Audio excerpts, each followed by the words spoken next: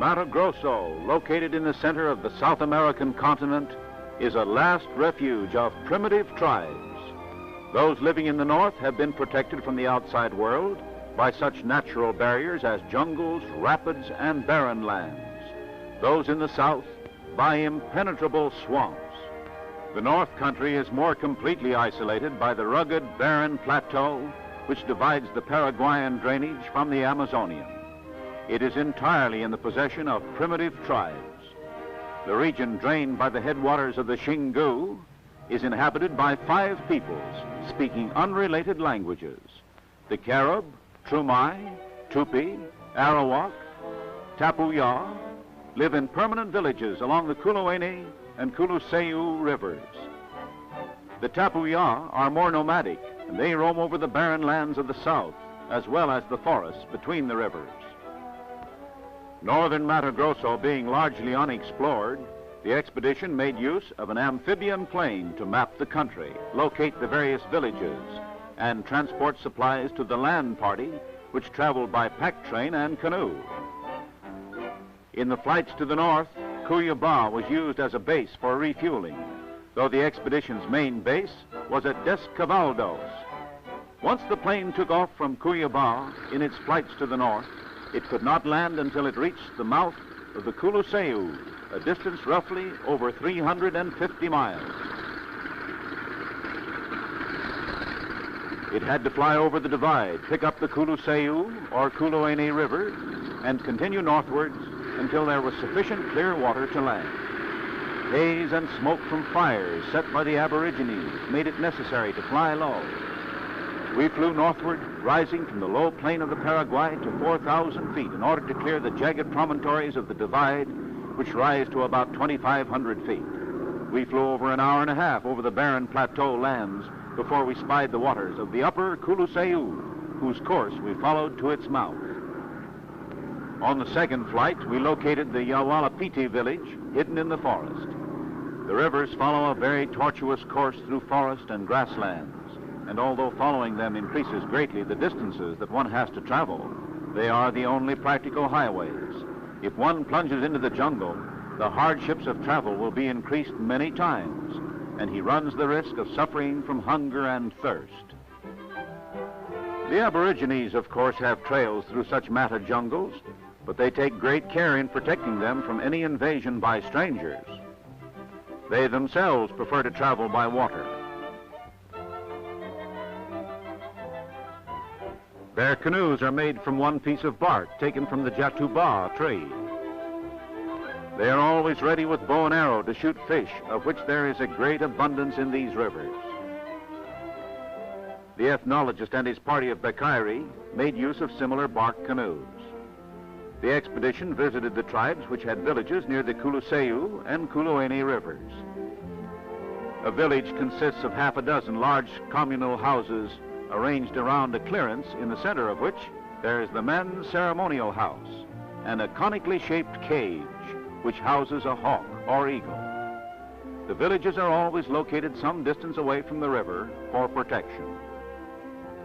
The arrival of the expedition in the village drew every inhabitant to the clearing. In most of the villages, no white man had been seen before. The building of the houses is a laborious task in which the entire community participates. A framework of poles bound together with vines is set up. The entire structure is then thatched with grass. The only openings are a smoke vent and 2 doors. There are no windows and no partitions. Each family occupies a corner of the house. On the arrival of a visitor, refreshing drinks and food are served. Piki, a jungle fruit, is considered a great delicacy. It is boiled and preserved underwater in watertight bark containers. The pool of water is their primitive refrigerator. It is so hot in this country that no food will last long. Fish, for instance, is eaten immediately after it is caught. The pulpy mass of piki is mixed with water and offered to the visitor in great quantities by the women. To show appreciation of hospitality, the guest is expected to drink from each vessel presented to him. On such occasion, The natives themselves will drink unbelievable quantities of the mixture.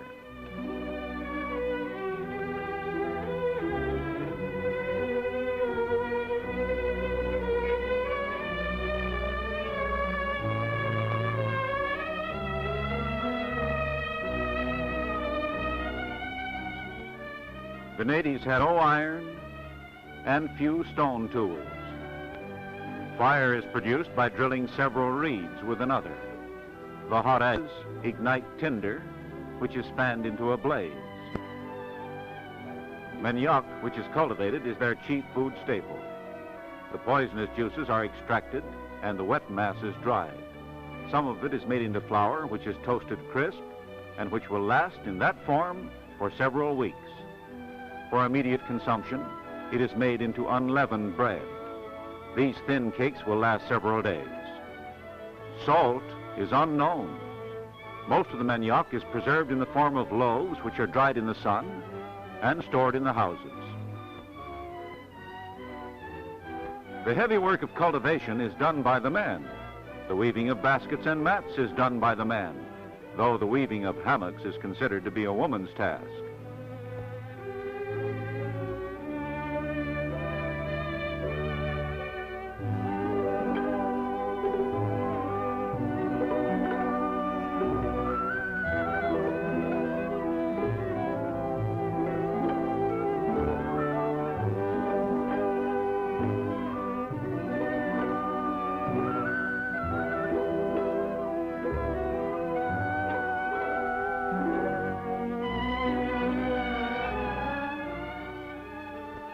Various weaves are employed, but the material is generally the palm leaf. The leaf is torn into strips, which are then woven together.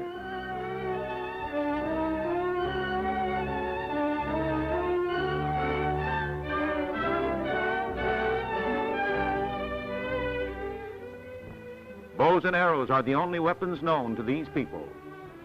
These Kalapalo men, although not much over 5 feet in height, carry bows between 8 and 9 feet in length and arrows over 6 feet in length.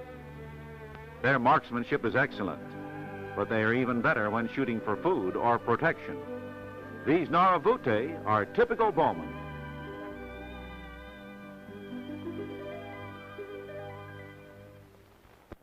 Both men and women go naked. The men wear ligatures on the arms and string around the waist. The women wear the same ligatures and a string around the loins. Both men and women paint the body with the red urucum and often cover their bodies also with piki oil. They also paint designs on faces and legs, particularly during ceremonial occasions. Soot is used to blacken the cheeks as a protection against the sun's glare. Children are prized above all things. They are carried astride the hip and always accompany the mother. A boy child receives more attention from his father as he grows older. Both boys and girls have to go through certain ordeals at puberty. For 2 months, the girl has to bear bound legs. It is thought that this would ensure strong legs. During this period, her face is hidden behind her own hair. No man is permitted to look upon her face. Her body is covered with ashes, and with a sharp instrument, she is expected to scratch herself so deeply as to draw blood. At the end, she is ready for marriage. The village population is small. These Naravute men represent the entire male adult population of the village. Infant mortality is high. Polygamy is practiced, but seldom. Family life is affectionate among the young and the old. On ceremonial or social occasions, the body is especially decorated with paint and feathers. Such occasions are never solemn. Laughter comes easy. This Yawalapiti girl finds the preparations for a clownish dance amusing. Soon the men, decorated in burlesque costumes of paint and feathers and playing burlesque music on flutes, will dance from house to house. But the women enjoy those dances most in which they participate. These Naravute women are the chorus and orchestra for the men in a social dance held in honor of the expedition. The men dance by themselves in a circle to the music sung by the women. The dance master wears a headdress and carries a stick in his hand. The dance was not very animated at first, but later it became much more violent. While these dances are being held, the children are allowed to participate or amuse themselves in their own fashion. The dances are strongly rhythmic.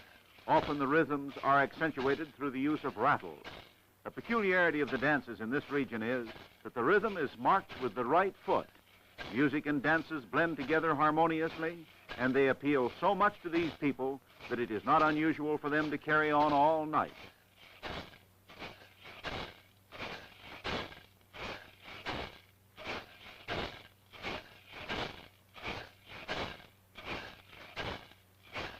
And thus we take leave of the peoples of the headwaters of the Xingu, as the ethnologist did after viewing many of these dances and sharing in the life of these primitive American aborigines who have never seen a white man before. The arts and crafts of the primitive peoples of Mato Grosso and the records of their civilization of scientific and popular interest are returned to the University Museum for study and exhibition. The galleries are arranged so that the student or the casual visitor can get the maximum amount of enjoyment and information from the exhibits in the minimum amount of time. This exhibition throws light on much of interest in a region hitherto unexplored by white men, where the Indian natives live under the most primitive conditions. All of the items are labeled and marked with adequate information for the visitor and a sufficient number of details for the student to pursue his more specialized interest in the bulletins and journals published by the University Museum and which are on file in the University Museum Library. As our interest in the Americas and things American mounts, an ever-increasing interest is displayed in this collection of implements, clothing, and household utensils, so eloquent of the life of the peoples of the headwaters of the Xingu.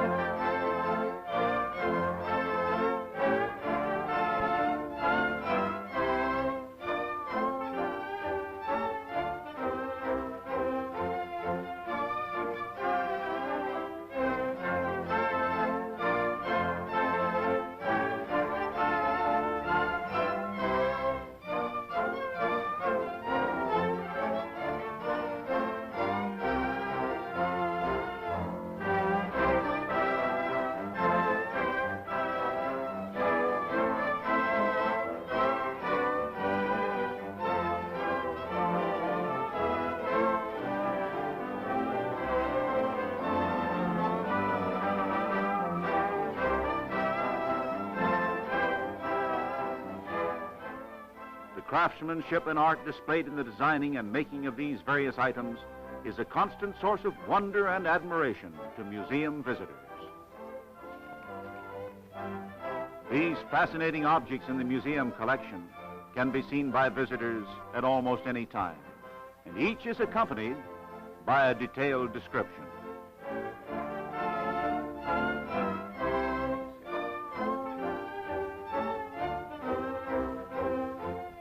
Bulletins and journals on various subjects are published by the University Museum each year and form an ever-increasing source for both general and highly specialized information.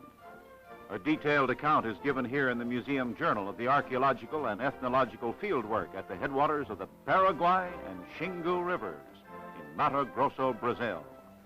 The journals are fully illustrated with photographic plates, drawings, and maps, and are of great interest to the museum visitor, as well as being an invaluable aid to scientists and students. Thus, the University Museum continues in its many-sided services to the general public, to students, and to specialists.